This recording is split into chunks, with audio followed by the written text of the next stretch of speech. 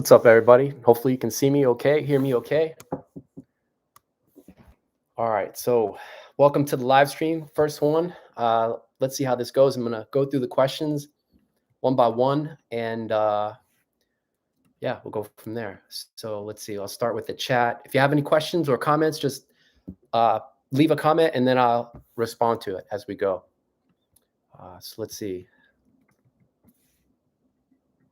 Top chat, let's see, live chat. Looks like there were some comments from Lars that were cut off.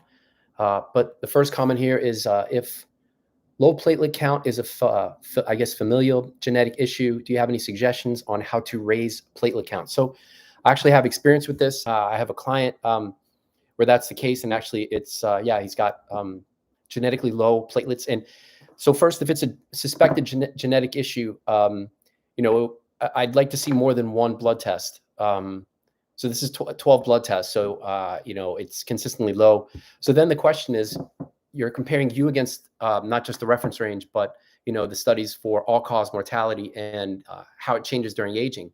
So if your platelets are 150 and that's associated with an increased all-cause mortality risk in published studies, and what's optimal is in 200 to 300 range, when considering that it's a genetic issue, do you want to raise your platelets to, you know, the 200 to 300 range, or do you stay where you are? Or is it even possible to raise that? So, so there is some uncertainty in that. And the way that I can find more certainty is by doing biomarker versus biomarker analysis. So, and again, you can't do this with one blood test. You would need to have many blood tests over some time span. So whether it's, you know, 6 blood tests a year or 4 over a few years, you need a lot of data. And then once you have a lot of your own blood test data, you can look at correlations for your platelet levels with, you know, known biomarkers. So glucose, lipoproteins, inflammation, liver and kidney markers, immune cells, red blood cells, etc., to help give you better perspective. Is lower towards the low end of your range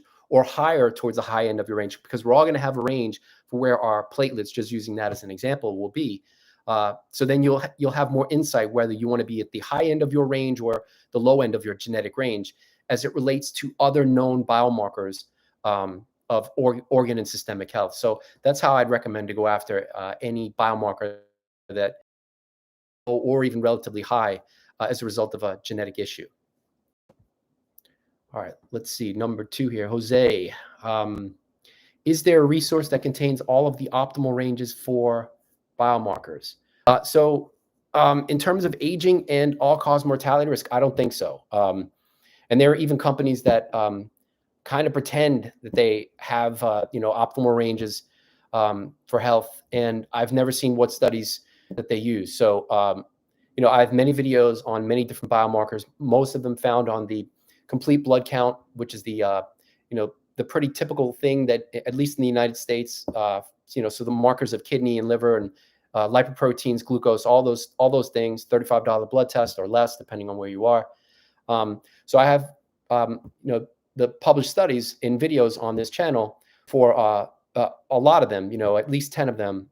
So if you're interested in what's optimal, or at least my interpretation of what's optimal based on those published studies, you know, I'd encourage just doing a search on my channel and finding the biomarker that you're interested in.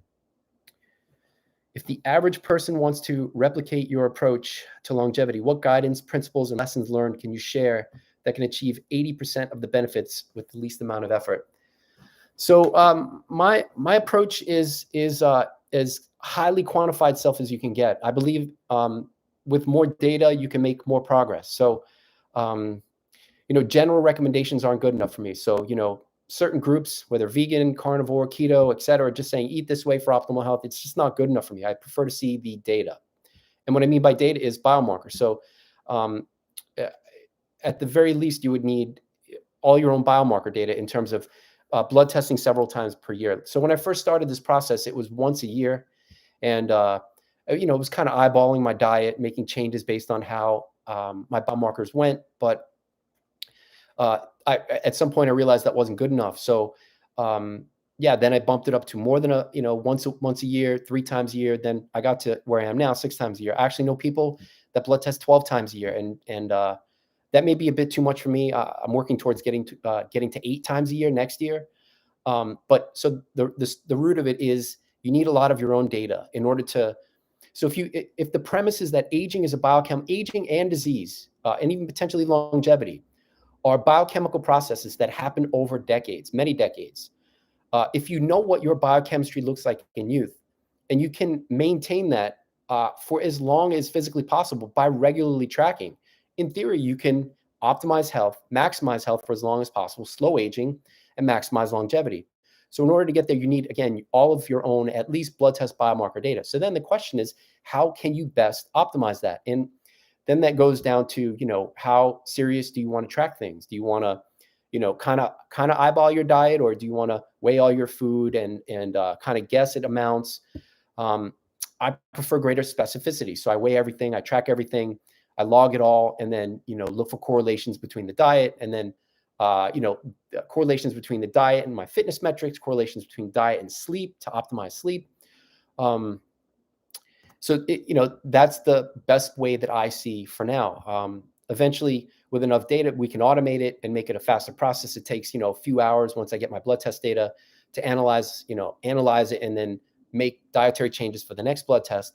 But I just don't see an easy way to do this. I mean, it's a rigorous process, but it's a process of self-discovery. You're learning about the owner's manual for you, and nobody can give you that information. You have to actually learn it through your own, repeated testing and repeated measurement. So, I don't know if that's the easy answer you're looking for, Jose, but it's the best that I've got. All right, Bear Days, thumbs up. Nikos, thumbs up. Okay, right. So Bear Days asks how much extra virgin olive oil. Yeah, so I responded to Bear Days on Twitter. Oils are an almost never component for my approach. They're calorie dense and nutrient poor, and I'm trying to optimize nutrient density. Even things. Now that said, I have coconut butter, which isn't the oil. It's the meat blended with the juice. So it's I'm getting the fiber and the coconut fats. So it's not simply an oil, whereas you can just buy coconut oil rather than the butter, which is the closer to the whole food. So once I promote that stance, or once I tell people that position, then automatically I get the extra virgin olive oil has been shown to have health benefits, and all of the blah blah blah that goes with that. But the fact is, I've yet to see a study where olive oil is compared against olives in a randomized control trial for full spectrum biomarkers. So if you're comparing olive oil against other oils, okay, maybe it's better, sure. But remember, my premise is oils in general are not in general, but oils are calorie dense and nutrient poor. So even if olive oil's got some, beneficial compounds that other oils don't have that make it better than other oils, yeah, okay, great. But again, whole food nutrition, this is a relatively recent phenomenon where evolutionarily we're not adapted to consuming things that we didn't have for millions of years of evolution. So again, maybe the oils are better against other oils, but I find it hard to believe that olive oil would be better than whole olives matched for calories. So you take 100 calories of olives and you give someone 100 calories of olive oil. Will the person eating the olive oil have better health markers or overall health, short or long term, when compared to olives? I doubt it. So that said, I have olive oil in my apartment. If I do use it ever, it's very sparingly in 1 gram amounts, just to give me a little bit of flavor and taste. If anyone's checked my videos where I do the biological age testing, and then I put what's my diet that corresponds to that, and then I do a full diet breakdown of what's in my diet, you may see olive oil there, but it's been a rare thing for many, many months in very, very small amounts. But I have olives in my apartment. I've got a few jars of olives, not the pimento stuffed olives, like whole olives, with the seed, with the pit. And that's actually, I've got a couple olives on my food list for today. So olives are great. Just I'd skip on the oil and go for the whole food. All right, yeah. So Bear Days' next question: if you plan on doing carotid artery intima thickness scan and tracking over time. So I'd love to do the more advanced measures of atherosclerotic risk, including coronary artery calcium scores. At some point, I have to / should do that. That's more direct evidence than just looking at the lipoproteins, especially lipoproteins in the context of inflammation, which is kind of what I'm doing. in order to evaluate risk. But the carotid artery intimate thickness and the CAC score are more direct measures. So ideally, that should be at the top of the list in terms of priority. But the blood biomarkers are easier, and if I want to do it 6, 8, 12 times a year, I can do that. Appointment to get my carotid artery thickness evaluated, and a CAC scan, to see my effect of diet on that, every 2 months. I can't see my physician agreeing to that, and that's not something I can do anywhere, paying out of pocket. So that's the only drawback, But again, I wouldn't use that as an excuse. For sure, I'd put that at the top of the list for getting that done. All right, bear days 2. My exercise routine. So, yeah, this is a big one. I've got gorilla DNA where I just want to throw around heavy weights for hours. And once I started fitness tracking, resting heart rate and heart rate variability, I started to notice that those long exercise sessions, 3 hours of because it takes time. I'm doing warm-up sets. I'm doing, pyramiding. So I'm working my way up, to go as heavy as I can. And, when you're doing compound movements for multiple body parts, that takes a long time. So that's how I prefer to work out. But when I do that or did that, I was feeling wrecked physically, emotionally, mentally, sore for days. And I've been training since, I was a young teenager, 13 years old, lifting, running, biking, etc., stretching, the whole thing, the whole business. So I got to the point where I was so fatigued and exhausted mentally and physically that I was like, all right, I need a fitness tracker. And let's see what's going on. Maybe I can optimize it all. And then there's another premise in there too. So exercise is well known to increase average lifespan in animal models, and actually in people, there's an increase in life expectancy. But you don't see elite bodybuilders that are lean and ripped, and marathon runners, and pick your athlete of choice that gets to the maximum human lifespan, 122 or better. So there's something about exercise training that's simultaneously good for average health and average lifespan and improving that. But one can make the argument also bad to get you towards the maximum lifespan. So is overtraining a component of that? Overtraining is clearly better than not training at all, being sedentary. But is overtraining the limiting factor in getting to the maximum lifespan and beyond? So one way we can assess that is by measuring resting heart rate variability, at least the metrics of cardiovascular overreaching. So once I integrated that into my approach about 3 years ago, I started to see actual, biological metrics that corresponded to my mental and physical health after these long workouts. So I'm not happy about it, but I changed that 3-hour approach, once every 4 or 5 days, whenever I could recover enough to train like that again, into relatively shorter, so now I'm down to about a 70-minute workout, but I don't train as heavy in some aspects. I trained heavy as a earlier in my life, heavy squats, heavy deadlifts, and ended up with herniated discs. And I wasn't coming at this from a position of inexperience. I was I had 4 different certifications as a personal trainer working in New York. But I just was training too heavy all the time, and just that chronic burden on my spine. So I ended up with herniated discs to the point where I couldn't even put my shorts on one time. So at least in terms of things like deadlifts, I have a trap bar behind me. So I use that, but I'm more careful with how heavy that I go and how many sets that I do. And because there are a few things that age you more than injury, and herniated disc. So I'm careful with that. But other things, heavy shoulder presses above my head, pull-ups, seated rows, push-ups off a big exercise ball. So I include all that. I don't like to do workout splits. I haven't figured out how to do a workout split where I'm not overtrained, gross physiologically, because for whatever reason. So there's also an optimal training zone where if I train too much, too often, I feel terrible all the time. So for me, a 3-day cycle works best, where I do a 70-minute full body workout with compound movements, push-ups off a ball, pull-ups, seated rows, heavy shoulder presses, relatively heavy shoulder presses, deadlifts, squats and lunges, and then a whole bunch of core stuff, a little bit of taekwondo, some kicks, some hip mobility stuff, and a bunch of flexibility to keep my lower back and hips mobile and flexible, because that's another aspect of aging that I've witnessed firsthand, where people's flexibility and mobility in the hips, knees, even the ankles get so bad that it just limits quality of life. So, I spend a good 15, 20 minutes on that in each of those 70-minute workouts. So on day one, I hit that 70-minute workout. And then day two, I have a lower overall activity day, or at least that's the goal. And I actually have this quantified now in terms of my average daily heart rate on day one with the 70-minute workout. And then I shoot for a little bit lower. So, an average daily heart rate of somewhere about 60, 61 for the whole day.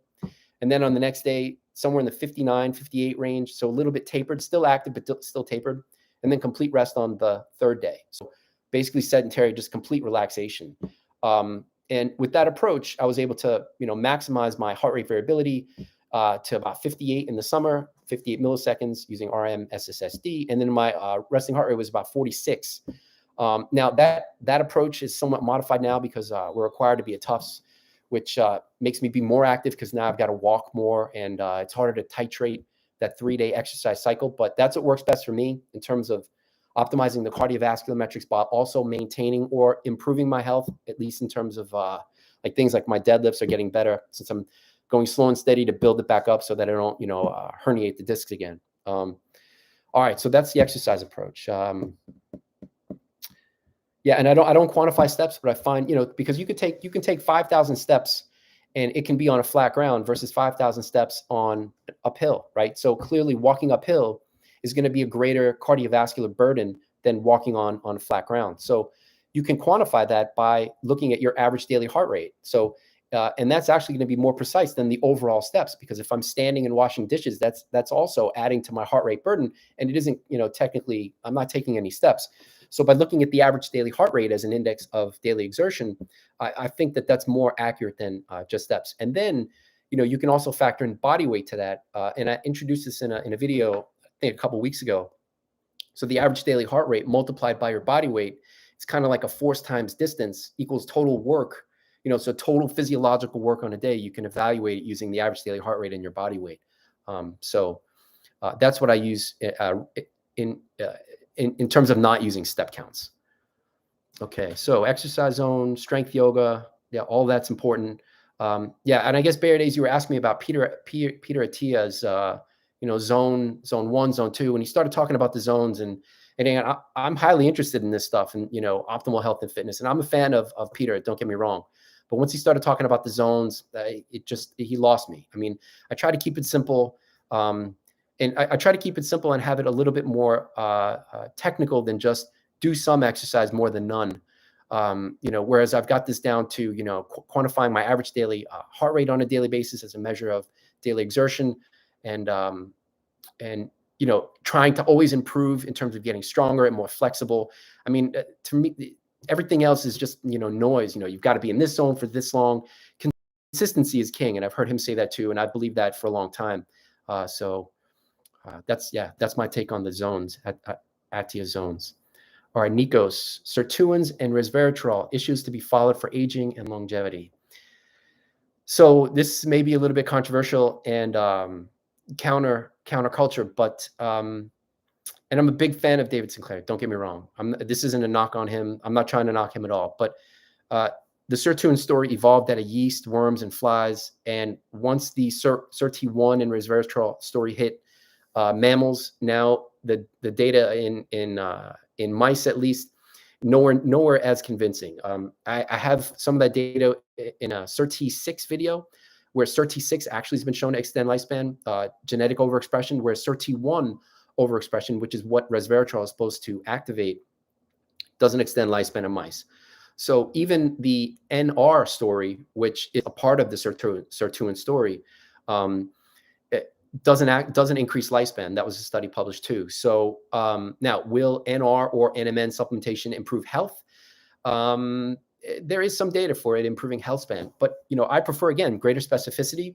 And for those who do supplement with NR, NMN, or resveratrol, or metformin, berberine, pick your supplement of choice. Greater specificity. So if you have enough of your own blood test data, I don't prefer to take the published studies, even if they're RCTs. All RCTs and published studies have to be evaluated at the individual level.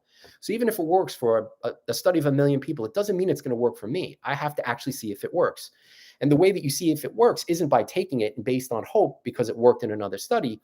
you'd have to see objective data, whether it's blood biomarkers or physical or cognitive function, whatever the biomarker may be. More data is better, to see that it actually works. So I find that unfortunately most people don't test their own biomarkers or objective metrics of health when they supplement to see if it works or not. Now, let's assume that you are doing that and you have an ample amount of, say, blood test data of over some period of time. You can track your supplements, and for each so if blood test on day 1, blood test on day 60, if you record the milligram or gram dose of each supplement that you take during that 60-day period, you'll have an average supplemental intake for each of those supplements that corresponds to the next blood test. So when you do that enough, just like how I do with diet, you can then look at correlations between each of your supplements with the blood biomarkers. And by using this comprehensive approach, not just looking at, say, fat intake versus glucose, fat intake versus the full spectrum of the biomarkers. Is a high-fat keto diet overall net beneficial for the sum of your biomarkers or just a few, right? So are more biomarkers going the right direction as the wrong direction, at least in terms of aging and all-cause mortality risk? So this approach is what I encourage for people who want to go and supplement. Track your supplement intake, track it carefully so you know exactly how much you take. And when you blood test, you've got that data and you can line it up. Now you need a lot of that data over many blood tests. It isn't going to be 1 or 2 blood tests. It's going to be, 5 blood tests with a little bit lower supplement, in the middle supplement, and high intakes of that given supplement. And even then, maybe 10 blood tests isn't enough to know for sure if it's net beneficial, detrimental or neutral. You may need more data, but at least you would get closer to the truth by evaluating the correlations to see if it's even significantly correlated with anything. Let's say you're taking, resveratrol, and you look at the quote unquote big picture biomarkers, as I call them, and you have literally nothing significantly correlated. Well, that suggests that you don't have to take that. It's not doing anything for you. Maybe it's placebo at best, right? So, I prefer the data-driven approach, and I hope that's where more people go towards in the future. And I should note that these blood tests that I'm getting, I'm ordering the kits. I'm ordering the kits online, and then I'm driving to LabCorp. I'm not getting this through anything special or nurses drawing my blood. That's not the case. So I'm driving to LabCorp. They draw my blood, and then I get the results the next day. So if you live in a state, I've got to drive actually to the next state over because it's more convenient than doing it in Massachusetts, where they'd have to ship my blood to Florida and they've lost my blood. So this isn't actually a convenience for me to get the blood tested so many times. It takes a couple hours of my day in driving time to get it done. So hope that answered that question. Sirtuins and resveratrol. Okay, list of devices. So I weigh myself every day in the morning after pooping. I find for me, and again, some people can manage their body weight and body composition without doing this. I'm not that type. It doesn't work for me. I've tried it. I've tried to do that, a bunch of times. It just doesn't work. I prefer data and quantification. So I weigh myself every morning. I have probably 6 years of data every day. So that's number one. Number two is I'm wearing a fitness tracker. I'm not sponsored by them. But that gives me sleep stages, resting heart rate variability, and at some point it's going to give me not just the average daily heart rate too, but the average daily heart rate variability instead of resting values. So that should be coming in an update. Other than that, I'm not no advanced devices. So easy question, relatively to answer. And I can't say if Whoop is better than other devices. I know that I've presented this data in a video where Whoop was compared against the gold standard for sleep studies, polysomnography. And for total sleep time and the quantity of slow wave sleep, it was just as good as the gold standard, when you're getting all wired up with the electrodes. So at least for that, I know it's pretty good. Now, I haven't looked into the other studies. I know that there are a few studies on Aura in terms of sleep that weren't great or as good. But I haven't kept it up to date with all the literature. But if you're interested in other devices, again, I'm not sponsored by Whoop. If there's published data that shows that another, fitness tracker is better at measuring these metrics that I measure than Whoop, I'll switch in a heartbeat. I'm not married to any company. So I try to keep it objective like that. I don't want to be a paid shill where you can't trust what I'm saying. I want to follow the data and go where the best stuff is. So, all right, let's see here. Okay, Sirtuins, resveratrol, list of devices.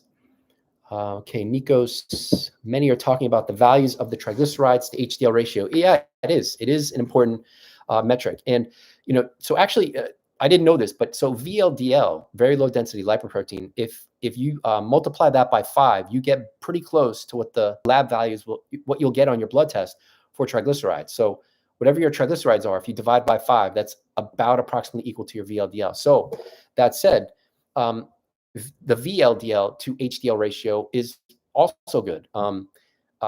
So VLDL increases during aging and relatively higher levels, I presented this in a video relatively recently, are associated with increased cardiovascular disease-related issues.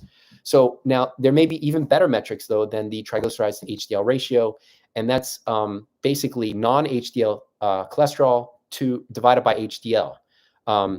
So there is some data, and actually I think I presented that in my VLDL video. That's actually pretty good, but there aren't very many studies that I've come across for all-cause mortality risk. Because if you're looking at that ratio just for cardiovascular disease, what about its risk for cancer and respiratory diseases and infectious diseases? I don't want to just be protected for one disease, while having a good triglyceride to HDL ratio. Maybe I'm protected for cardiovascular disease, but what about like I said, all these other diseases? What's the net effect on all-cause mortality? That's one reason I focus on that. So, but then even more recently, the ApoB to ApoA1 ratio may be even better than the non-HDL to HDL ratio. So ApoB is just found basically in non-HDL containing lipoproteins, including LDL, lipoprotein A, VLDL, whereas ApoA1 is found exclusively in HDL. So there's some data too that's a promising biomarker for cardiovascular disease risk too. So that's all related to the triglycerides to HDL ratio. All right, Rob Lim, what are your thoughts about the use of herbs and adaptogens? So in terms of herbs, I've got fresh oregano and basil. I occasionally add that into my food for flavor and taste, and to take a little bit of the salt that I include out of my diet for that day, and I replace it with oregano and basil. I've got plenty of turmeric. Actually, so I also look at individual correlations for foods with the biomarkers, and over about 18 blood tests over the past 3 years since I actually started tracking individual food intake. I wish I had that idea earlier instead of tracking macros and micros and looking for correlations with that with the blood biomarkers. So in these 18 blood tests, there are only 2 food groups that are associated with lower inflammation. One of them is turmeric. And so that goes to the question about herbs and total nuts and seeds. And actually, turmeric has a little bit of a stronger correlation. It's like negative 0.59 or something like that. So now, is that causative? I don't know. And for this blood test, I've increased my turmeric intake to probably 5 times higher than it's been over the past few blood tests, trying to get it back to where I've had it when I've had lower CRP. Now, if it's causative, I will see some reduction for CRP. And remember, my CRP isn't bad. On the last test, it was somewhere around 0.6. For my age, average is somewhere around 1. But my lowest value has been about 0.2. So I'm trying to get to my lowest value because there's published data showing that as low as possible, less than 0.3 is optimal. So yeah, I boosted my turmeric intake. Occasionally, a few times a week, I'll put. I have green tea. I make loose leaf green tea, and then in the tea ball, it's like a metal stainless steel ball. I open it up. I put the green tea in there. I'll put turmeric and ginger powder, both of them powders, and sometimes licorice powder. So even though I'm double vaxxed with Moderna, there's some evidence that licorice has a metabolite that blocks replication of SARS. So whether it's going to do anything for me or improve my immunity, I don't know. But occasionally I'll add that, licorice root powder. I'll add that in to my diet. What else do I have? I've got cardamom, cinnamon. So I'll take the cinnamon, whole cinnamon sticks, and grind them up, and put a couple grams in my mix of nuts and seeds and dates that I'll do a few times a week. So cinnamon, cardamom, and then cloves. So I've got all of those herbs ground in my apartment that I use pretty frequently. Now, the question is, are they individually, besides turmeric, associated with improved biomarkers? There's published data that cinnamon can improve insulin sensitivity and reduce glucose levels. And in my data, I actually don't see that. So I'm thinking about showing that data in a video that maybe it works for others, but at least for me, my cinnamon intake is not significantly correlated with lower levels of glucose. So, but again, it goes back to, in terms of the herbs and adaptogens, track it, measure your biomarkers. And if you have enough data, you can actually see if what you're taking is, good for you or neutral or detrimental. And even you can get towards how much of it may be optimal for you. All right, next.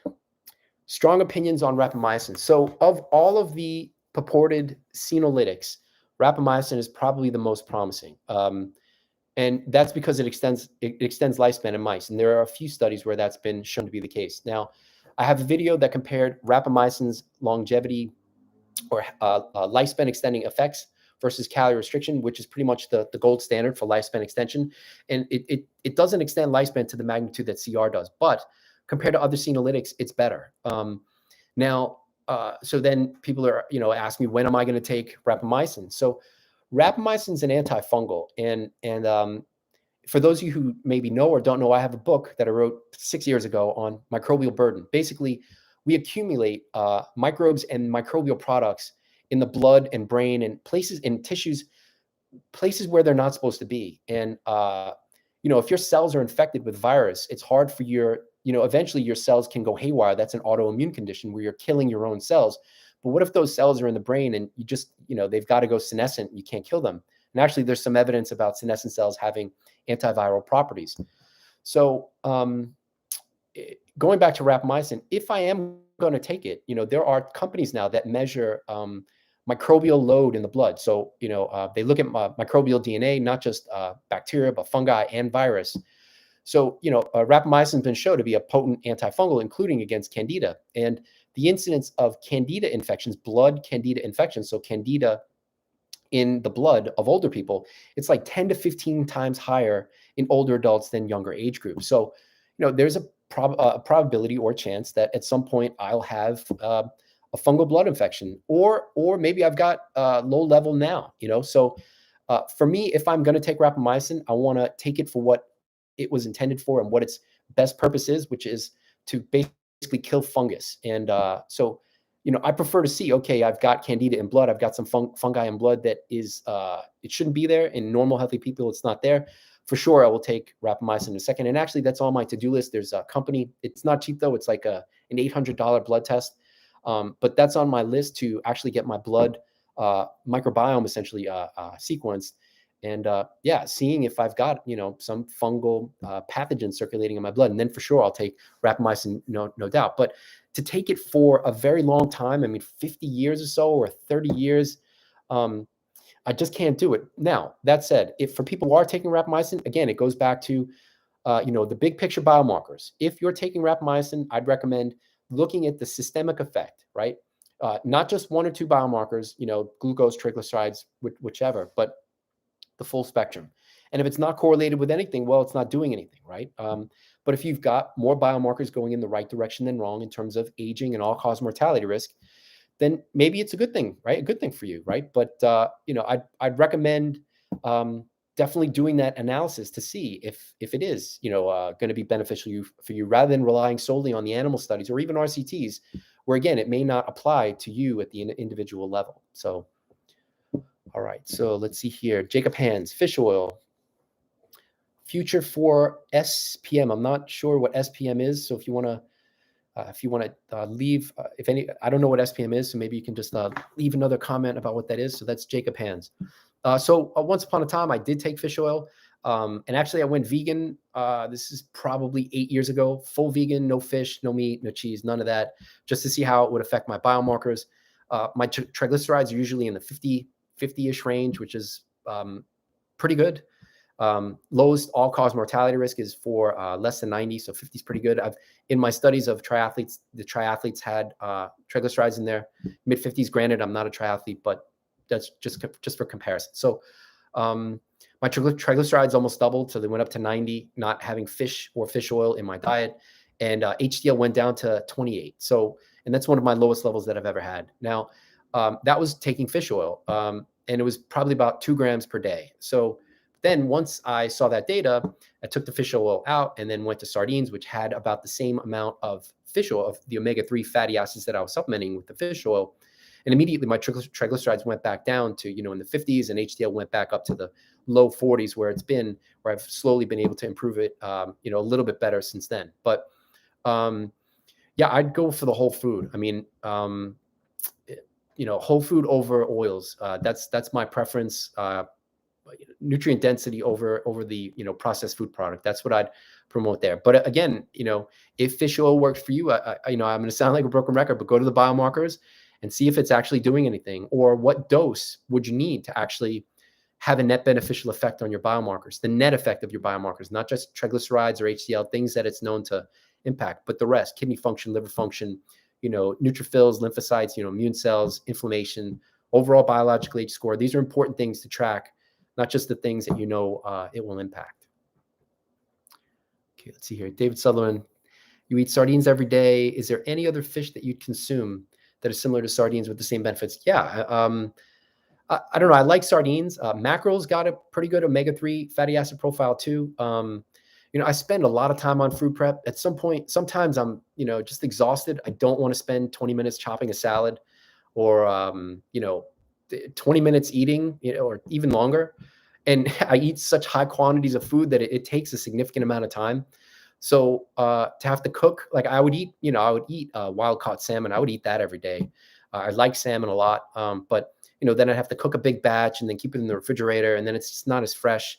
Granted, the sardines aren't as fresh. They're canned. Who knows how long or tin. They're in a little tin. Who knows how long that is for? But they're super convenient. It saves on food prep. At least, I just pop the tin open and I'm just eat it and I'm good. And it's in a standard measurement of 80 grams. So I don't have to weigh it. So it makes my life a little bit easier. But anything that's got an omega-3 profile, that's getting you at least a couple grams a day of the omega-3s, I'd recommend that. But even then, I track how much, I track correlations between the sardines with the blood biomarkers. And for me, somewhere around 80 grams a day is associated with more biomarkers going in the right direction than wrong. So I can even titrate, or anybody can even titrate how much fish may be optimal. I mean, is it 50 grams or 50 grams a day? Is it 100 grams a day, more than the 80 that I'm taking in? You can evaluate that with enough data. So, and even which type of fish, right? Is sardines going to be better for you, for your, the net effect on your biomarkers, or mackerel or salmon? That can be evaluated. But first and foremost, I think taste, there's a balance between taste and health, right? If you focus completely on taste, pizza and ice cream, you're going to get no health, right? If that's all you're eating. And if you're focused completely on health, maybe your taste is suffering, right? So there's somewhat of a balance there that I try to, stick to, so that I can, keep this, this process going for as long as I can. If I'm eating things that I really don't like the taste of, it's going to be hard to keep it in the approach. And I tried things like capers, because they're loaded with quercetin, which is a CD38 inhibitor, and quercetin has a whole bunch of other health benefits. But I couldn't do it. The taste of capers is just disgusting for me. I can't do it. So yeah, there's a balance between health and taste. And if there are other fish that you prefer, I'd say go for it. All right. Do I track my different starches? Eve, I hope I'm saying your name right. Eve Dorfsman. I don't track the different starches. I do track total fructose intake. So I track my fructose and sucrose, which is fructose divided by 2. So I do track my total fructose intake and my total carb intake. So what's left is somewhat starch and other simple sugars. It would, I guess, be glucose and other, probably lactose, because I'm getting dairy in my diet. But yeah, I don't track starch intake. I track the fructose mainly because I eat so much fruit, pounds of fruit. I could eat nothing but fruit. I love the sweet. I'm a sweetaholic, I guess. But yeah, I don't track the starches. All right, data for the different starches. Yeah, so the resistant starches. So that's like the first go-to that most studies go to as a fiber supplement. But again, I prefer the whole food approach. And so soluble fiber, one aspect of soluble fiber would be resistant starch. But there are many different types of soluble fiber besides resistant starch that you would get from food sources besides raw bananas or undercooked potatoes. Whether it's beans or fruits and vegetables, mushrooms, take your pick, nuts and seeds. So I try to get my soluble fiber to optimize, the gut microbiome through a variety of sources. And there's actually data, and granted, it's in a specific mouse model, a specific genetic mouse model, where they gave soluble fiber, and it actually impacted liver cancer. Now, that isn't to say if you supplement with fiber without the whole food that you'll end up with liver cancer. I mean, this is in just in a mouse model that had a specific genetic background. But it raises the issue, if you're getting the food product rather than the whole food, is that optimal for health, or are there potential detriments that are just unforeseen for now? So for me, the lowest risk is getting soluble fiber and total fiber intake from whole foods. And I'm actually thinking about doing a video on looking at correlations from my soluble fiber intake with the blood biomarkers. And when considering that soluble fiber is fermented exclusively by the gut bacteria, humans don't have the enzymes to break down soluble fiber. That would suggest that the role of the gut microbiome on impacting these blood biomarkers. That's just a video idea potentially coming up relatively soon. All right, different targets for starch in my diet. So, in terms of not necessarily starch, but that's more of a carbohydrate question, as starch is carbohydrate. So, I track my macros and I track my micros, and I'm experimenting with relatively higher fat. So, I grew up on this idea, or I was raised, or pop culture, bro science back in the day used to be eat a low fat diet. This is what's optimal for health. And, unfortunately, that's all I knew for a long time. And I didn't blood test to see if it was, actually beneficial for me or not. And then eventually I started raising my fat intake, and there seems to be an upper limit, at least for me. Maybe some people can go 60%, 80%, whatever the percentage is, and have overall, net beneficial biomarkers and, good biological age and all that. But I can't for me. There seems to be an upper limit, somewhere around 120 grams per day, maybe too high, which is where I've been on my last few blood tests. So I'm actually experimenting with the fat amount that's optimal, that optimizes more biomarkers going in the right direction in terms of aging and all-cause mortality than the wrong. Now, that's also not a 10% fat diet. So currently for this blood test, I've been averaging about 93 grams of fat per day on a little bit less than 2,400 calories. So that's somewhere in the 35% fat range. So apologies to the keto and high-fat group, but I'm just following the data. But that doesn't really answer the question about starch. But in order to, my starch intake is probably a little bit higher as I've added back whole grains back into my diet for this blood test, including steel-cut oats, barley, and some corn, some sweet corn. So I'm reducing my fat intake. I've got to increase the calories from somewhere. So, and it isn't going to be from fruit, because too much fructose for me makes, a whole bunch of biomarkers going in the wrong direction than right. So it would have to be from starch from cutting my fat intake. All right, here, John Slack. Are you considering the role of the decrease in thymus function in aging? 100% yes. And, as I mentioned, I wrote that book. I'm not trying to make shameless plugs, but, the fact is, average human lifespan about 120 years ago was about 40 years old.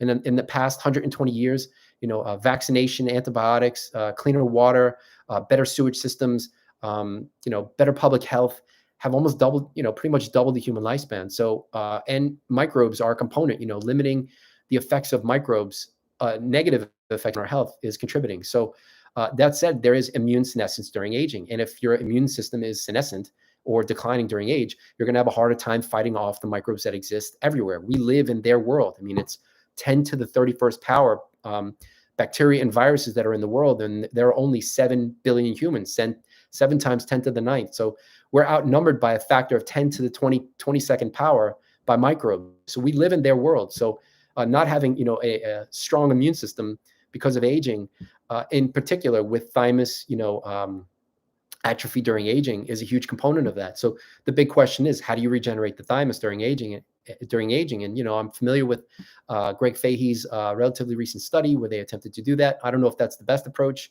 but I'm glad to see that there are scientists actively going after that, because I think that'll have a big bang for the buck, regenerate the thymus, or other ways to rejuvenate our immune systems during aging, whether it's through vaccination or it's through cell transfer. So you take out your best functional immune cells, grow them in a dish, and you re-inject them back, so you've got better fighting power against microbes. I'm just glad that there are scientists in the field studying that, so that we can make progress. Have you seen the loss of the adaptive immune system? Yeah, for sure. So I just addressed that. Increase of the innate may be related to inflammation. Yeah, 100%, 100%. And, we're at constant war with microbes. So again, if your immune system, well, not if, when our immune systems decline during aging, then, they, like I said, they can go everywhere. They've been found in the brains of Alzheimer's disease patients, not just bacteria, but fungi and virus. They're in the blood. There is a blood microbiome. They've been found in tissues, including muscle. So yeah, having an immune system that's as highly functional as possible is super important during aging. Yeah. So okay. Rational Sage, do you think 1200 milligrams? Do you think we need 1200 milligrams of calcium per day? So that too, so for people who are starting this approach in terms of tracking, I advise people that you start with a tracking app where you can monitor your daily intake of all the macro and micronutrients. So, and getting at least RDA, or what's considered an adequate intake for each of the vitamins and minerals in your diet. So cleaning up any potential dietary deficiencies, I'd say, would be step one in this process. Now, while you're doing that, you'd be blood testing. So you're gathering data, and you're gathering objective data that you can then start to correlate with the blood test, with the diet tracking. Now, that said, will the 1200 milligrams of calcium or any micronutrient or any vitamin and mineral, will that be optimal? But by at least getting the minimum and having enough blood test data and tracking your dietary data, you can start to see, by looking at how your dietary data correlates with the blood biomarkers, again, with enough data. You can't do it with 5 blood tests, maybe not even 10. I mean, 30. I have 30 blood tests, and I think I'm getting relatively close to my own personalized nutrition approach that maximizes health as observed through the biomarkers. But by doing that, I can, should I take in 1200 milligrams of calcium, or is 1400 optimal for the net effect on the biomarkers? For example, the vitamin K, what's considered an adequate intake, is somewhere around 100 micrograms for men and women. My average intake has been greater than 1500, so I'm 15x the RDA. Now, if that was bad for health, you'd predict that my vitamin K intake would be correlated with more of these big picture biomarkers going in the wrong direction than right. But that's not the case. So by using this approach, you can actually get towards how much of the vitamins and minerals may be optimal for you, rather than, again, what's been published in even if they're randomized controlled trials or huge epidemiological studies and just associations. Yeah, you can identify the personalized approach that's best for you. You just need a lot of your own data over some amount of time. I mean, I wish I did this in my 20s. I just started to have enough data in, my 40s. What if I started in my 20s? Would I have slowed aging? Would my sleep be better? I don't know, right? So all I can do is, maximize and improve those things for the next, 80 years or however long it takes to get to, breaking the longevity record, 76 years, 75. I don't know. I'm not calculating at the top of my head. Okay. Anita Martini, driven, want the next blood test to be taken without supplements. How long? Ideally, I mean, if you want to, so that's up to you, right? If you do 2 weeks, you took 2 weeks off, right? So blood test today, don't take any blood, you don't take any supplements, blood test in 2 weeks, right? They should be cleared out of your system. I mean, supplements are water soluble. You're eating them, most of it should be absorbed, and then it's in your blood and you're getting whatever those effects. I mean, for a supplement to have long lasting effects would be rare, possible, but still rare. But even if you were taking it for the first 4 weeks or for the last 4 weeks, if you've been tracking your intake and then stop taking it for 4 weeks after that, and then blood test, your average amount that you'd been taking will be less than if you took it every day, right? So you'll have an average amount that you took for that period. Now, maybe for your next blood test, you completely take it out, right? And then maybe for the blood test after that, you put it back to where it was. So now you have 3 blood tests with, no intermediate and high levels. Now, granted, you would need probably at least 5 blood tests at no, 5 at intermediate, and 5 at high, so that you've got a range of supplemental intake. And even then, with 15 blood tests, having a range of your own intake, there may be other variables that impact your biomarkers. So you'd have to go after each one of those to see which one would be affecting.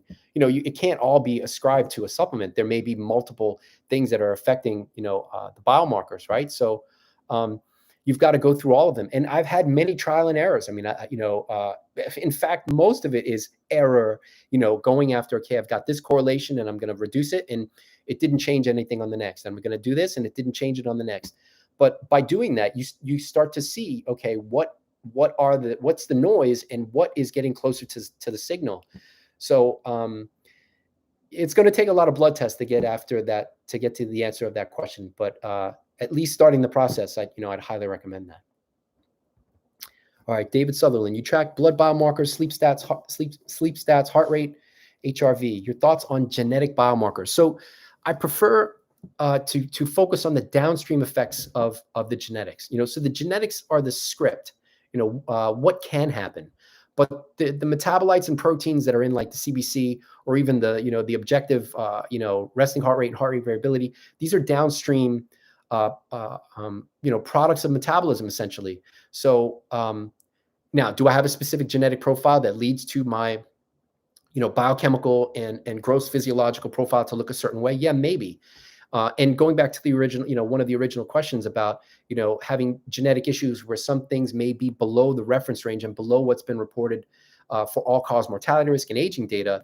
But even for that, if I've got some kind of genetic issue, you can identify within your own range, do I want it to be low or do I want it to be high based on, the effect on these objective biomarkers, whether they're the tracking on the wrist or in blood or blood pressure or, even things like MRIs, functional MRIs in the brain, which I'd also love to do, put that on the CAC score list for something that I'd want to assess, how's my brain aging and can I slow it by making the various dietary changes? And how does that correlate with the blood biomarkers? Can I use my blood biomarkers to track changes in my brain and optimize brain health and keep that for as long as possible? Because once the brain rots, who are we? What are we, right? I mean, you could argue that aging all starts here. I mean, if your aging starts here and you lose motivation to train and stay fit and all that, well, the aging started in the brain, right? So anyway, that's tangent, right? So adding weights.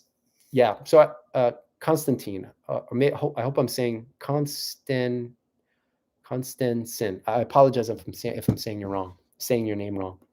Am I thinking about adding weights to the blood biomarkers, especially when assessing the effect on X on all biomarkers? So, yeah, I've addressed that question in other places, but I think that's a dangerous idea for me at least. Now, the beauty of my approach, I'd say, is I'm not married to any one way of doing it. Granted, this is how I do it is how I do it. But if others want to try different ways under the same context, because how can we, if aging is a biochemical process that happens over decades, right? So you've got to track it somehow. You need some objective biomarkers. Okay, now how can you impact those objective biomarkers? Okay, track diet, track fitness, track all these things, right? Now, how do you optimize the objective metrics? Okay, you look at correlations. Now, is there a better approach than looking at correlations? Maybe it's AI, ML, whatever it may be, right? So along those lines, assessing weights is kind of along those lines.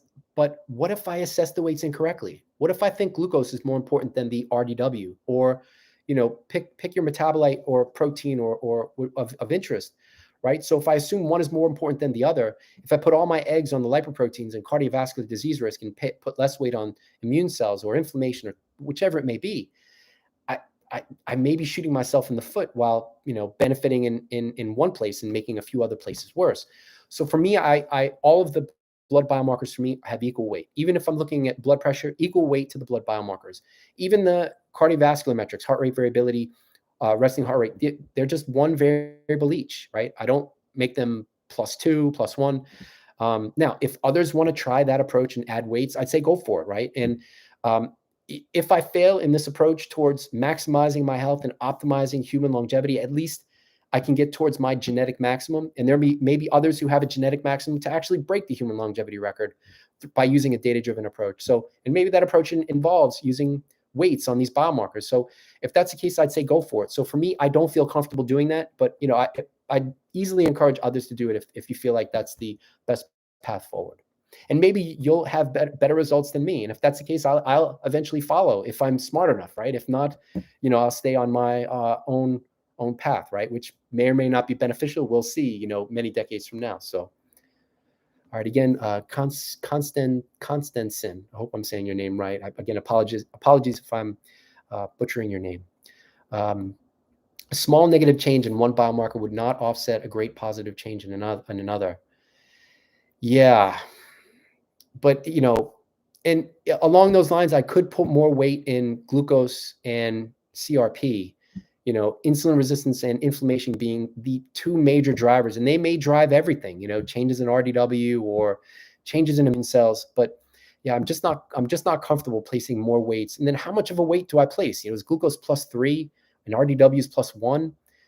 even so in using Morgan Levine's phenotypic age calculator, she placed weights, but that's based on the studies that they used. They had 10,000 subjects. So based on the correlations with the 9 biomarkers with chronological age, they were able to assign weights to each of those 9 biomarkers as they contribute to the chronological age algorithm. So, or the prediction of the age algorithm. So RDW has a very strong score compared to the other biomarkers. Similarly, albumin in aging.ai contributes most to the overall score. But at the end of one level, I just don't know how I can do that. They're able to do that because they're using the very large population-based studies. If I give, I don't know, albumin a +3, is it really a +3? Is it a 1.3? How much am I screwing myself, or am I screwing myself if I overestimate the effect rather than underestimate the effect? So for me, it's a huge unknown. And again, if that's how you want to do it, I'd say go for it. And yeah, the best approach will, it's an it's an evolutionary approach, the smartest and wisest approach. Again, not that I have it, but will become apparent, right? So and I'm all for others to try different things, and many decades from now, we'll see which approach is best. I actually prefer to try to optimize my health and longevity by doing it as quote unquote naturally as I can for as long as I can. By learning about my own biochemistry and physiology, right? If I'm just going to use the blunt force of a quote unquote senolytic, I can't imagine that'd be more beneficial for me, right? So, just going to that idea, if I can identify the biochemistry of youth and I can optimize that for as long as possible, will my health and lifespan extending effect be greater than just taking a senolytic, which may give me a 2-year gain? I don't know. So again, that goes to the biomarker score, but I'm kind of doing it from the downstream effect and working my way up, as opposed to hitting it from the senolytic. Well, anyway, that's a tangent. In terms of the scoring system, right? So not a fan of the scoring system, but if others want to try it, have at it, go for it. I'm all for it. All right, Adrian. Hello, Adrian. I know Adrian for a long time.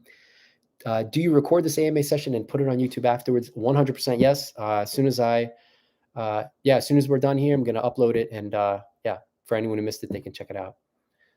David Sutherland. David's on the Patreon. Let's see. Welcome again, David. I saw your comments earlier. I love cinnamon. I'd love to see a video on that and your blood work. Yeah, that's on the list.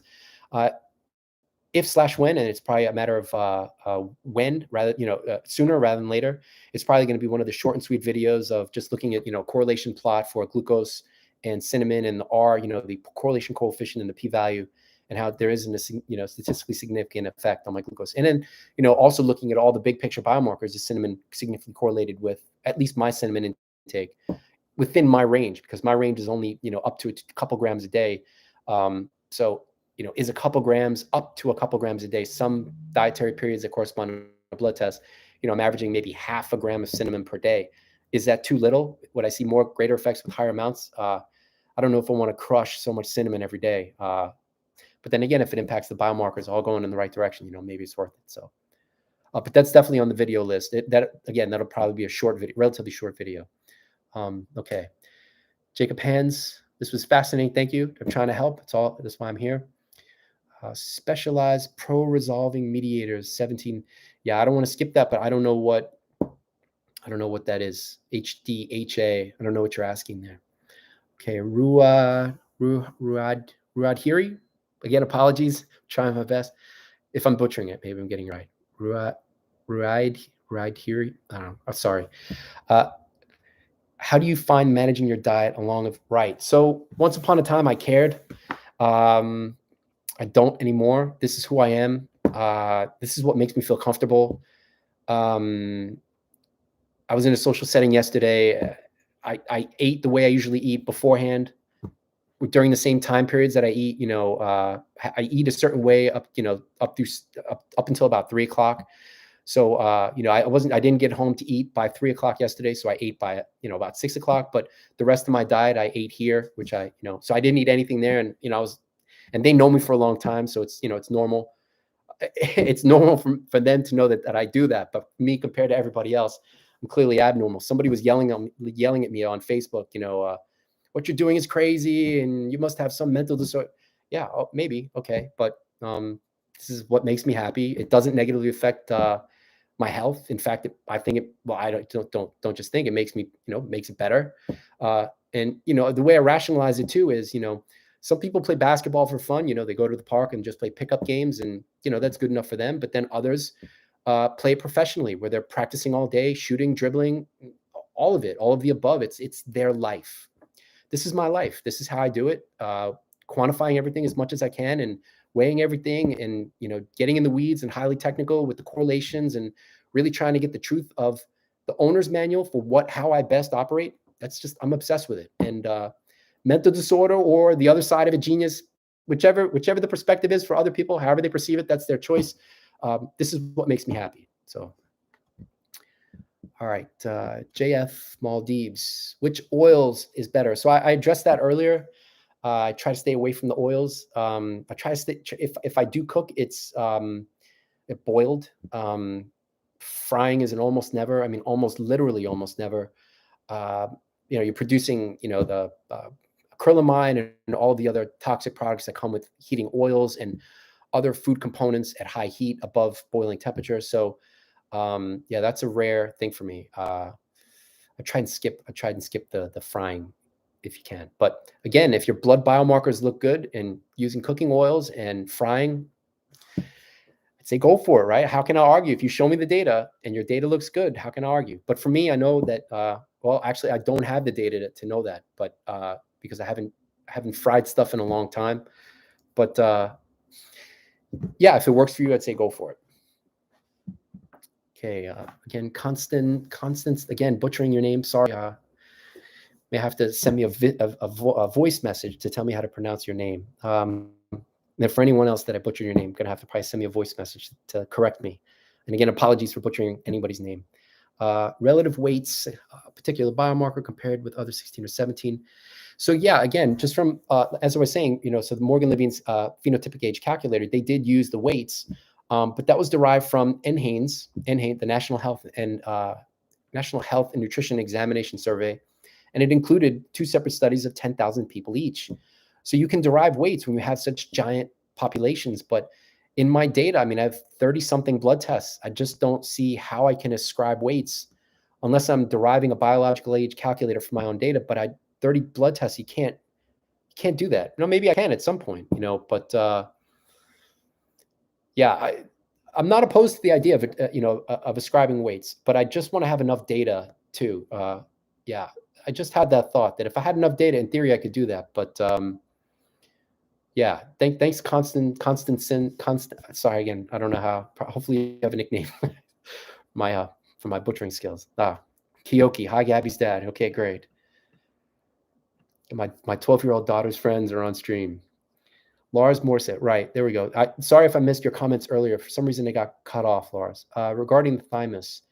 If MRI shows enlarged thymus for a 50-year-old male, but no pathology suspected, would you investigate further? I mean, I guess you'd have to look at biomarkers of thymus function, and I just don't know enough about the cell types, the immune cell types that would be good biomarkers of immune cell function. And when I say that, it goes beyond just looking at neutrophils, lymphocytes, monocytes, eosinophils. I just don't know what good markers of thymus function you'd have to look at. And if someone's got an enlarged thymus, has it always been like that? I mean, how long does the data go back?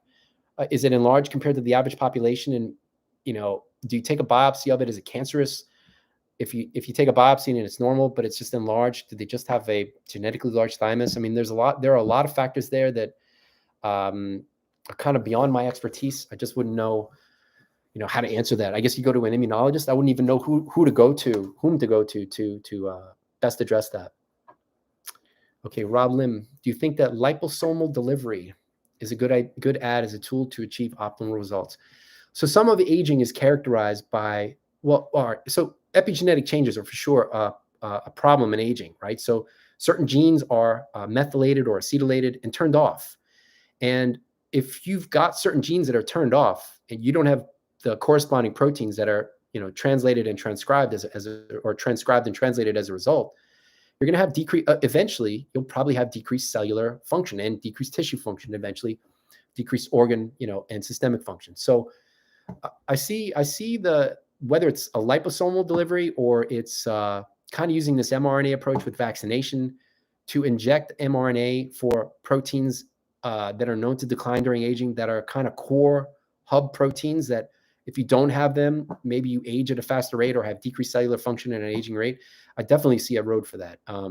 If you've got an 80-year-old who's got, 15 proteins that aren't being made anymore, and you could inject, at regular intervals. And I think SENS has, this basic idea, rejuvenation idea, where you're injecting whether it's the mRNA or the proteins themselves, however it may be, to restore cell and, tissue function and hopefully organ function.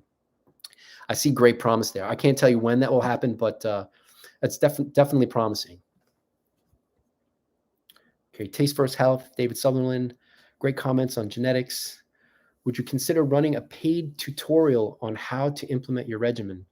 Yeah. I mean, I covered some of the guts of it, David, at the beginning. Maybe check out the beginning of the stream, first 20 minutes, and then I'm happy to go over my approach, ad nauseum, so that I can help people learn. I can easily charge people too. I'm not trying to get rich off this stuff.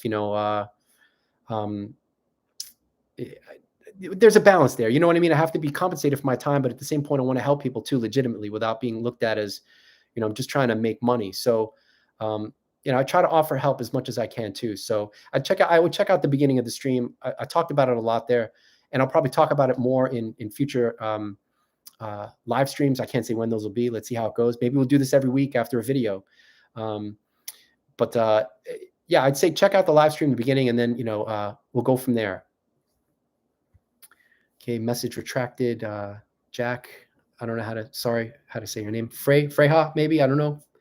How do you find trusted sources for supplements? So supplements aren't a big part of my approach. I take vitamin D in the winter and get plenty of sunshine. I try my best to get out in the sun and full body exposure. So that takes the vitamin D out, supplementing in the summer. And then I take vitamin B12.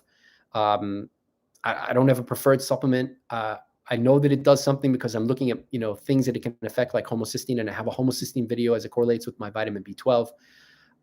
That's it. I can't say if one source is better than the others, but there may be other supplements that, whether it's NR or NMN, that maybe have more or better purity than others. I know for us, at least in the scientific world, there are, standard companies that, talk about the percentage of purity of the thing that you're buying. So they'll say it's 99%, purity for NR, right? But I just don't know enough about the supplement, world to say that, that it's 99% purity if you're getting NR from a certain company. And I wouldn't even know where to find that. Hopefully someone else can help you, get that information. Sorry for not knowing. Yeah, I do follow Peter Attia. I like that he's recently. So I think there was a while he was hot on the NR and NAD story and supplements and rapamycin and metformin. And maybe it's personal bias where I think diet and exercise can take someone farther for longer than trying to drug your way to health. So I think that's a more recent thing that he's evolved to. Maybe I'm wrong. If I'm wrong, anyone can correct me. So yeah, I like Peter. I like his approach. I like that he practices what he preaches. He's I think there are longevity types that don't regularly exercise and then promote supplements and drugs to, again, drug yourself to better health. So I prefer the hard work aspect of it because I'm like that, and I don't want to take my shirt off and flex, right, to show everybody, but I got a decent amount of what's going on. So so I appreciate that he's that type too, that hard work, exercise. I've Rob Hanna on Twitter was saying that I commented that exercise is a grind. It's never easy, and it shouldn't be, right? Because when you challenge yourself, it's going to be tough. And I try to make my workouts as challenging as possible. And that's a grind. You have to grind through the tough. And so, anyway, that comes with health benefits, right? Body composition, insulin sensitivity, et cetera, improved immunity. So, yeah, I'm a fan of Peter Attia. Actually, relatedly too, Rhonda Patrick, I like Rhonda too. Rhonda does deep dives into the literature, very similar to how I do it. And the thing is, though, she's got time on her hands where I'm juggling a whole bunch of different things in my life, where she can, it looks like she'll do 200 different papers and do a comprehensive review as if it's a scientific study that she's going to publish, only she'll put it on YouTube or Patreon.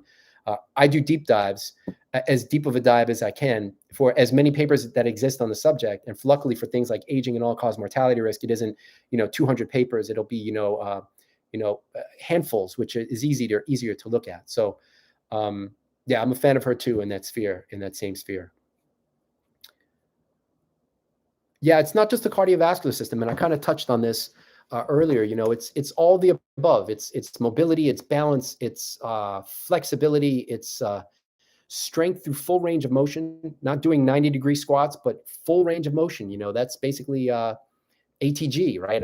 Ass to grass. So and strength through that full range of motion too. So that's all a part of my approach. I'm not just focused on the cardiovascular. It's strength, mobility, balance, flexibility, core, functional stuff, functional strength, and all that stuff too. So it's all the above. I wouldn't focus on one aspect.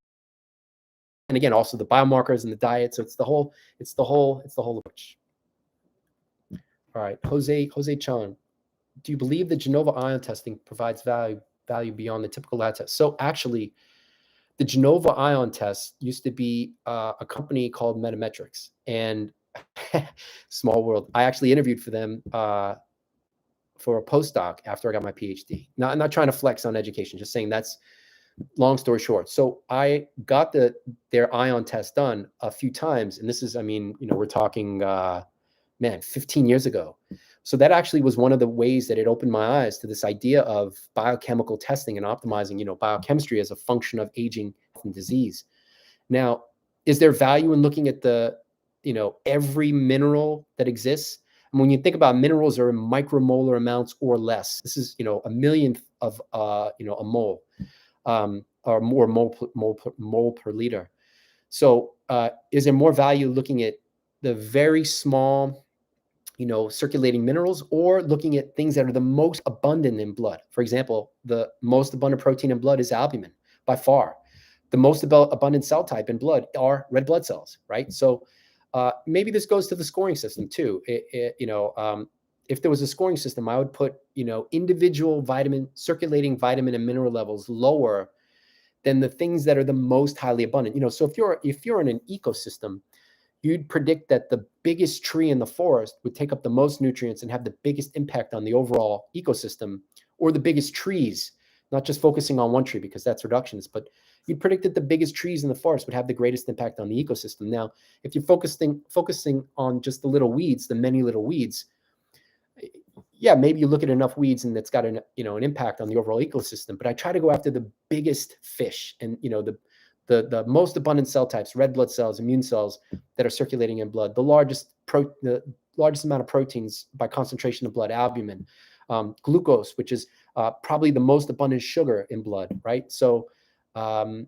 that said, I have gotten some mineral testing. I had selenium tested. I don't know if I mentioned my selenium intake in a video, but then also vitamin D. So within the micronutrients, vitamins and minerals, some of them may be more important than others, but for sure. But then what's optimal is even more debatable for the micronutrients in blood, especially with the ion test, because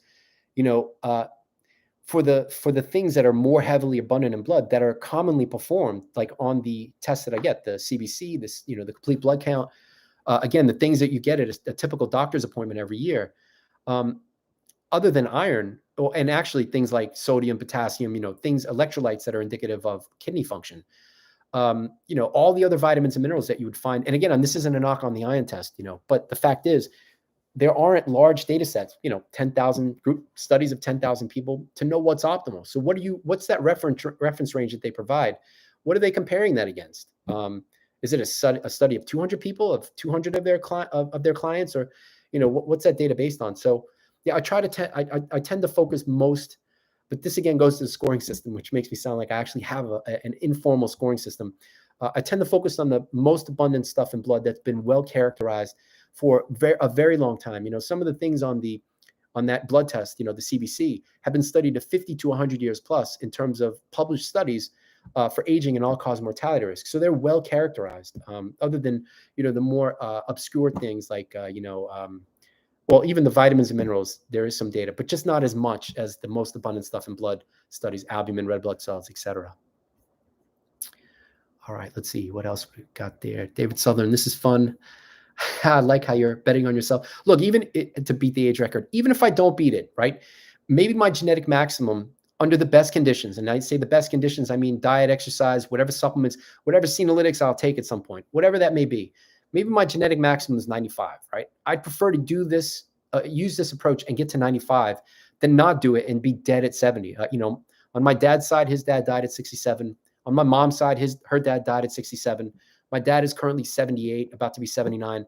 So he's doing better, but at least I'll get to my genetic maximum. And then this approach, or at least using your own data and the published data to drive your health choices, someone's going to get there, right? And it won't just be by accident and chance.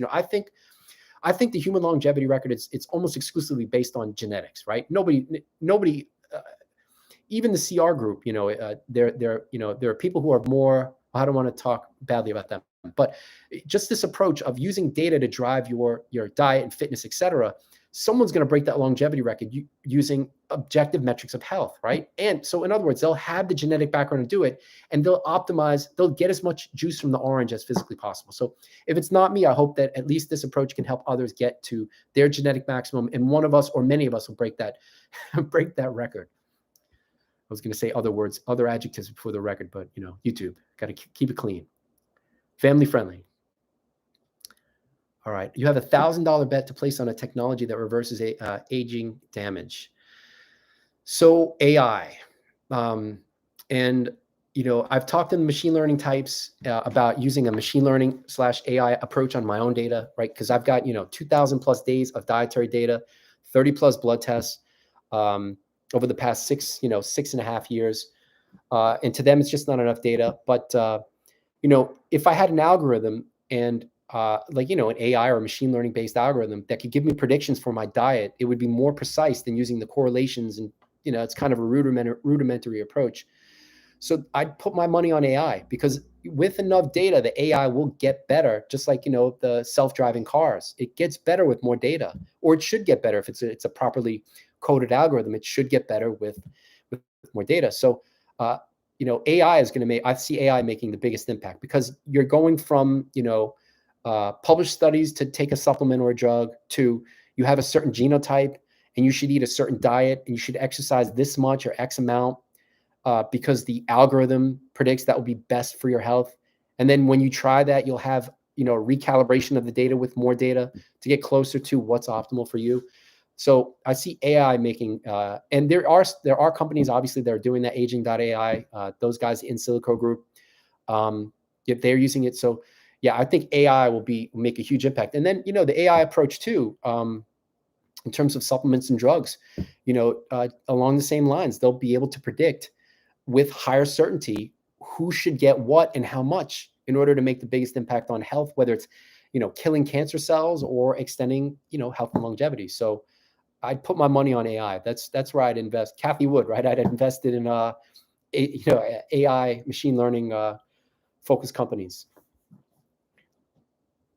Oh boy, Rhonda's good over to the dark side. I guess what with shilling products and yeah, I can't speak to that because I haven't seen that side, but I actually don't know her. So, and I don't follow her that closely to know how she may have gone to the dark side on that. But detox approach. So when I hear the detox, Rob Lim. So the major organ that detoxes is the liver, right? So this can be measured, right? These quote unquote detox diets, I mean, let's see liver enzymes as a start, right? And you'd predict that if you had some quote unquote detox issues, you'd have higher than normal or higher liver enzymes being correlated with more biomarkers of your own going in the wrong direction than right. So I just prefer, some data to back up any of these detox, quote unquote detox, driven diets. If detox involves not eating a Western diet and cutting out the processed junk, probably, that's probably a good start. But juices and all this other nonsense. I just don't buy it. Yeah. Now that said, I'm not opposed to junk food. It's for me. I'm like a recovering junk foodaholic. I grew up on eating cakes and cookies all the time, not knowing about the health. I just thought being lean was good enough, and that's clearly not good enough. So after I blood test, I usually have some junk, so I'm going to blood test tomorrow morning, and I've already planned what I'm going to have, and it's going to be the same as on the day of my last blood test or after it. So basically making my own homemade Reese's peanut butter cups by mixing Nutella with peanut butter. And I've got probably 1,000 calories that I'm going to eat of that. And then that's it until the next blood test, whether it's 6 weeks or 2 months. I shut it off. No junk, no processed, no nonsense, all whole foods. And for me, that works best. Some people can have cheat meals or cheat days once a week, whenever it may be. I can't. I obsess about it, and then it doesn't become a cheat meal or a cheat day. Every day becomes a cheat meal or cheat day. It negatively affects my mental, physical health. So doing it once in a while, like once a month, which is basically what it boils down to, or once every 2 months, or sometimes less, once every 4 months, is what works for me. But some people may be able to get away with eating, junk, lots of junk, some junk, and have optimal biomarkers. I mean, it's something like 5% of centenarians smoke. So, I mean, it's a low probability, 5%, but somehow they get there, right? So, if it works for you and you've got the biomarker data to show it, I mean, good on you, congrats. But I don't. All right, let's see. Bug generator. What's your personal opinion on metformin? Yeah, again, I touched on this earlier. I'll post the stream a little bit later as soon as it uploads. But whether it's metformin or any drug / supplement, I wouldn't be taking it just for glucose. And for the clients that I work with, I recommend that you track how much, how often. So if you take metformin and how much of it you take, you record that data every day. So you have an average metformin intake for each dietary period that corresponds to a blood test. And then with enough blood test results, you can actually see, is metformin only correlated with your glucose, or is it correlated with more biomarkers, quote unquote, the big picture biomarkers going in the right direction than wrong? Or is it neutral? The same amount of biomarkers going in the right direction as wrong, then that would suggest it's not doing anything, right? So that's my take on metformin or any drug. And I believe if you use that approach, you can actually figure out which ones are going to work for you or not, right? So just again, using data, your own data, to see if these things work or not, rather than, okay, it worked in a published study, I'm going to take it based on hope, but then never looking at your own data to see if it actually works. I think the field has to get beyond that.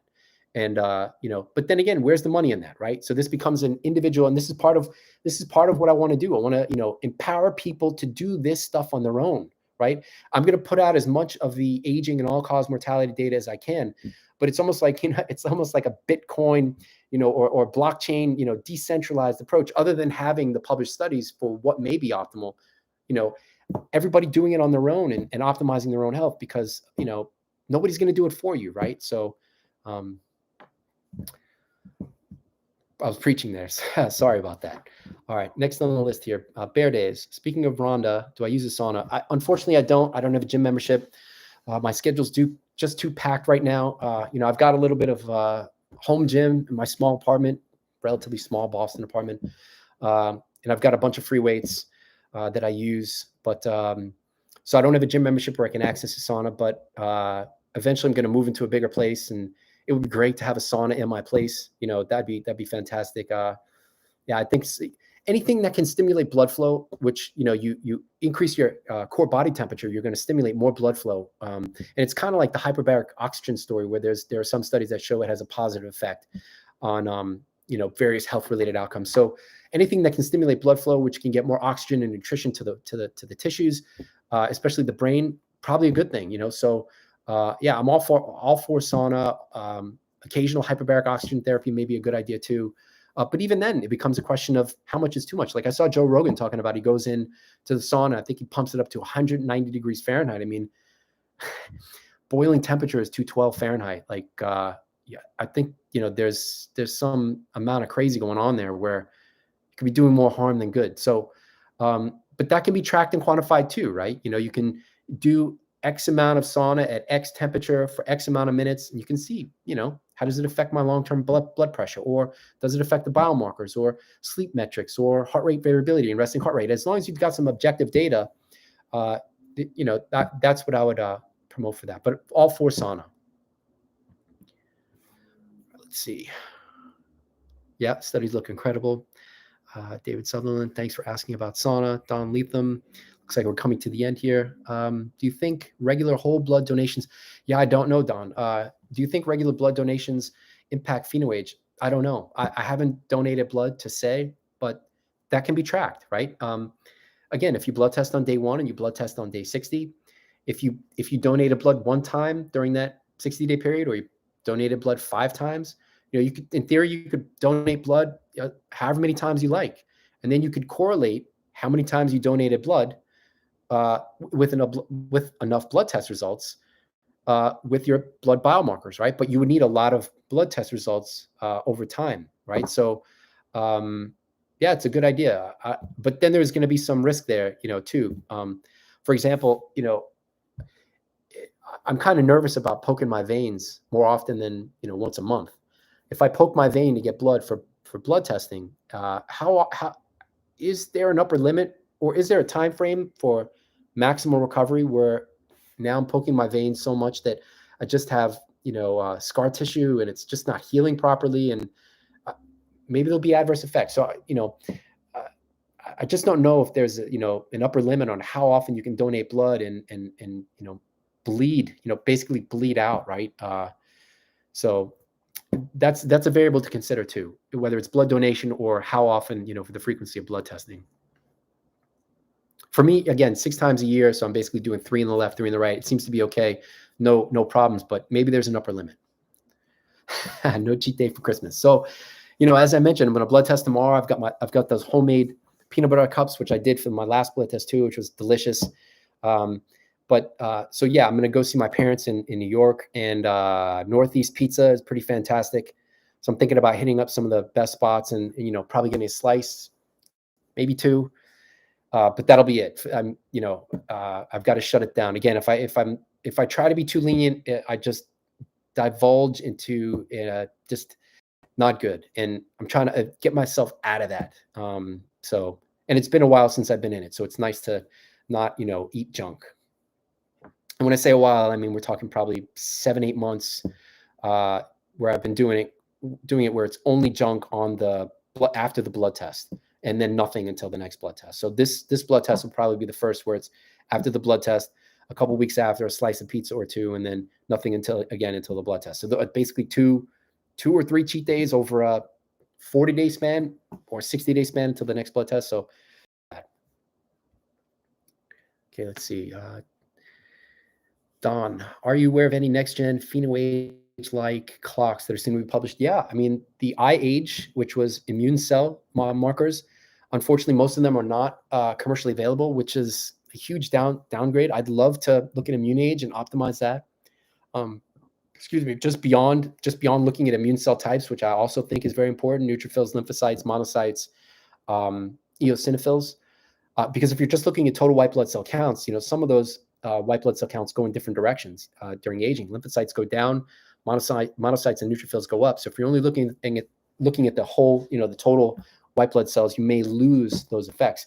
I mean, you could even have normal white blood cells, and it can be have a neutrophil to lymphocyte ratio that's just way too high. In other words, having very low levels of lymphocytes, very high levels of neutrophils, but having normal, or at least within that quote unquote optimal range for reducing all-cause mortality risk, so white blood cell count in the 3.5 to 6 range. So you could be in that range, but your neutrophils be almost all of it, and lymphocytes be almost none of it. And so, but that age is very promising, especially since they go beyond just these cell types, neutrophils, lymphocytes, et cetera.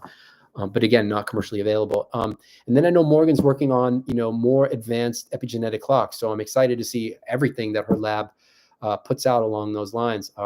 Because I guess there's some accuracy issues where just from the same sample, I guess they can get different epigenetic ages that just have too big of a range. So there's some accuracy issues.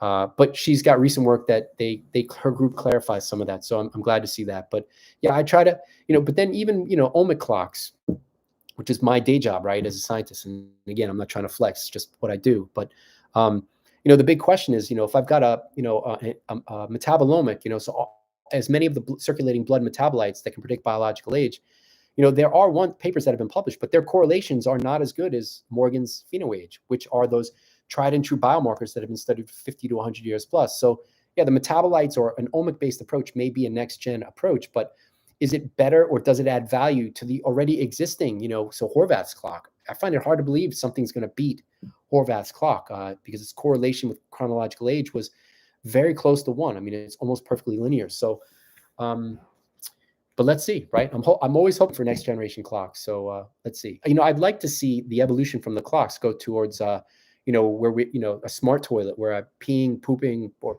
somehow finger prick, and now I don't have to go to a blood testing organization. I can just do this from home and get instantaneous data. So that's kind of my hope, where we're able to optimize this stuff on an hour-to-hour basis as opposed to a 60-day period, which is what I'm doing now. Let's see here. So David, last question. For some reason, you need to be a competitive apnea sea deep diver. What benefits would you expect? Probably kick-ass lung function, being able to resist the extreme pressure, of going to deep sea diving. Now, how would that affect aging? I mean, I don't know. If there's data for deep sea divers having extended longevity, I'd love to see it. That's an interesting thought. Yeah, so Don's question: any predictions on how the young blood efforts by Catcher and the boys will impact PhenoAge?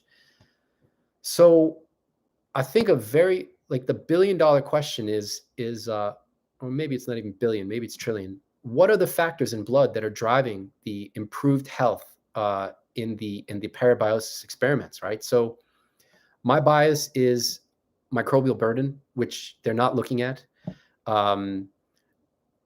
Microbial burden increases, like I said, in blood. As I said, just Candida as an example, 10 to 15-fold increased incidence of blood Candida infections in older adults versus younger age groups. And then there's similar data for things like bacterial infections, so Staphylococcus aureus or E. coli, 10 to 15-fold increase. So there's a greater burden of microbes in blood during aging. So is that part of the effect, the Parabiosis effect, where they're diluting, or they're, the young blood is, the immune cells are better than the old immune cells, so now they're better able to fight off? That hasn't been studied yet. I mean, and that's actually not their focus. They're going after proteins, whether it's GDF11, or other stuff. And then actually in one of my videos, that paper that did injections of saline versus albumin injections, and they extended the lifespan in the albumin injected mice. So albumin decreases during aging, and that could be one effect, where maybe you're restoring, age-related losses for albumin in the old mice by using young blood. I think that approach is important. I mean, it'll help get towards the truth of what the young blood is impacting to extend lifespan in the aged mice, health span and lifespan. So will it be what they're pursuing now? I don't know. But again, my preference / bias is the microbiome, the blood microbiome, which isn't being studied. But yeah, I'm interested to see where that story goes, and I'm sure it's going to lead to something fruitful. And then potentially that can be used as a therapeutic, knowing that it works in mice. So I'm excited about that research. All right, Humanity plus London. CR causes lymphocytes to drop in mice long term, but retain their responsivity. Yeah, but that kind of goes to the question too of, too low for lymphocytes, not good. Too high, also not good. And that's based on the published studies. And even if you go by the 2,000 lymphocytes, what's been reported as lowest all-cause mortality risk, let's say you're on CR. Now maybe you've got your immune cells are exposed to lesser amounts of microbes. You just don't need as many lymphocytes to be circulating. Whereas someone who's not on CR, that's not the case. And they have more circulating lymphocytes because they're fighting off more microbial invaders. Yeah, maybe that's the case. But if you showed me someone on CR that had lymphocytes of 800 versus, say, 1,800, it'd be hard to convince me that 800 would be optimal. Now, if someone has, and now, would you stay married to CR knowing you had 800 lymphocytes, which is dangerously low? I mean, just to put it into perspective, there's a medical term called lymphocytopenia, which is a diagnosis of having lymphocytes below 1,000 cells per microliter. So it's like that because that's associated with poor outcomes. So if someone on CR had 800, lymphocytes, and they said, well, that's what people on CR show. Like that's a dangerous game to play, So now would going to a higher amount be optimal? I mean, you can do that analysis, right? You can look at the correlations for your lymphocytes with the big picture biomarkers. And if 800 lymphocytes are truly bad for health, you'd expect to see more biomarkers systemic going in the wrong direction than right. And I talked about this earlier on the stream. So if you're interested in that, just check out my thoughts on that. But the other side of that coin is maybe the magnitude of CR is too dramatic, right? So is 20% CR optimal? Is 8% CR? What's the percentage of CR that optimizes health and lifespan? So in mice, I mean, you can give them 40% less calories, even 60% less calories, dramatic increases in lifespan. But remember too, these are caged animals eating a standard diet, no deviation. So humans don't work like that. We all have varying amounts of physical activity, and it's not a jail diet. Basically, that mouse is it's on a jail diet. It's encaged, can't go anywhere. It's not exercising, and it's eating the same diet for its lifespan. So, and I'm a fan of CR. In fact, I'm a little bit CR myself. Somewhere, depending on what you consider my ad lib, is it 2,800? Is it closer to my recent 2,500? I'm somewhere 4 to 16% CR. Now, if you go too low in CR, maybe your lymphocytes get to 800, and now that's just, as I said, dangerously low. So using this approach where you evaluate your biomarker versus other biomarkers too, you can kind of get towards even optimizing what's the magnitude of CR that's optimal for the full spectrum of biomarkers, not just a few things, whether it's inflammation or glucose, etc. All right, is protein above 1.2 to 2 grams per kilogram current weight okay? I'm trying to recover from sarcopenia, or would this be the compromise of accelerated aging? So one way you can assess protein intake, and I have a video on this, is by looking at blood urea nitrogen. So when there's too much protein that isn't being metabolized for protein synthesis, your body takes off the amino groups, the NH2, and reformulates them into urea. So if your blood urea nitrogen levels are relatively high, in my latest video I showed somewhere around 16 was associated, 16 milligrams per deciliter was associated with lowest all-cause mortality risk. The reference range is much wider than that, though. I think in some cases it goes up to 24. But the all-cause mortality data and what's found in youth is somewhere lower, somewhere in the 13 to 16 range.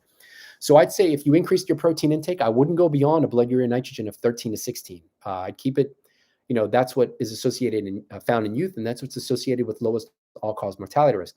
So if your protein intake gets too high and now your blood urea nitrogen, again, assuming your kidney function is normal, because if your kidney function is a little bit suboptimal, you'll have elevated BUN. In that case, I definitely would not recommend increasing or having a relatively high protein intake, because you're going to increase BUN, and without going down the rabbit hole of that, higher BUN can impact your gut microbiome to change its composition to make quote unquote bad metabolites. But that's a story for another day.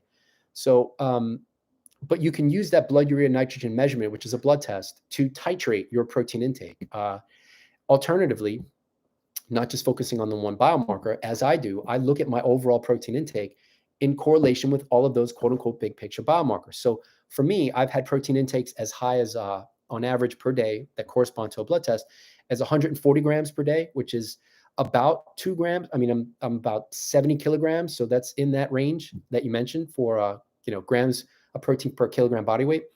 But I've also had protein intakes average per day, not just one day before the test. I mean, average for every day that corresponds to the blood test of about 70 to 80 grams per day. So because I have a range of intakes there and so many blood tests, I can see, should I be eating towards the higher end of my range of protein or the lower end of my range? And also I can assess if I'm eating too low protein on my workouts. Do I feel weaker, right? So that's a component to, or not just feel weaker, am I getting weaker? And is protein a factor? So for me, I've actually settled based on the biomarker data, not at the lowest amount of protein in my range and the highest amount, factoring all of the things I mentioned, somewhere in the middle for now, actually. So I'm about 107 grams for protein per day, which is, so I'm about 70 kilograms right now. So that's what, 107 divided by 70, that's like 1.4. But I'm active. I'm highly active. Vigorous workouts. Every day I'm doing something. walking, biking, whatever it may be. So, it's going to vary based on activity too. But I'd say use an objective approach to determine your protein intake. Don't just use the published studies. You've got to see if it works for you. And I'd consider all the factors, the blood biomarkers, your fitness workouts, in order to assess how much is optimal. Okay, let's see. Where are we? Okay, the unbelievable FFDG. Hi, Michael, just a big thank you for providing these super high quality videos. Thank you from Germany. Cheers. I appreciate that. Just doing my best. Momo, haha. Dr. Michael, do you observe your cortisol and other hormones because they might affect your readings, especially fasting blood sugar? Also, do you measure blood pressure? Yeah. So there are definitely levels to this. And for now, I'm almost exclusively focused on those, the standard blood test that you get at a yearly physical, the quote unquote big picture biomarkers. It's about 40 variables. I've distilled it down to about 23, 24. And then other stuff that's also included in there, like CRP, homocysteine, which for me tends to go about 2 times higher than it should. So I have to keep an eye on it. And then things like lipoprotein A, which I have a propensity to be higher than the reference range, which is definitely going in the wrong direction. I'm still focused on optimizing that. Now, that said, I have 30 plus blood tests and, but eventually I can see the point where I just have so much data that I know what approach in terms of diet, even fitness, titrating that towards how much should I be working out, in all my workouts, et cetera. I'll have my nutrition completely mapped. Then adding on the hormones, right? Because if I'm looking at just too many things, it's easy to get lost. I'm trying to optimize, start from the relatively small scale and then build my way out. And then, add the layers once I've optimized, the small stuff. But if you have too much data, it's easy to get lost in the noise. So cortisol would be on the list. Sex hormones, testosterone for sure would be on the list. Those are all definitely on the list. And once I start tracking them, I can't go back, right? So I've got to, they've got to stay in the approach so that I get enough data to optimize them too. So, but not yet. I do occasionally have things like PSA just to, minimize or to see where that's at to minimize, prostate cancer risk. But yeah, for sure, the hormones are on the list eventually, at a later date. Where else are we here? Blood pressure. I have blood pressure cuff. I wish I could be more consistent in measuring it like every day, but I just do it occasionally. And what I mean by occasionally is maybe once a month, but I do track it. I do log it. I'm consistently somewhere around 120 over 73, something like that. Some days a little bit higher, some days a little bit lower, somewhere in the 116 to 125 range. There's data 115 is optimal. And so I'm trying to get my blood pressure closer to 115 over around 70, or optimal for at least brain health. There's a study I've been thinking about doing a video on that. And one way I'm going after that is, getting a little bit leaner. Even though I'm relatively lean, my body fat is probably 12% or so, or a little less. I've been leaner, and so I'm working towards getting back towards that.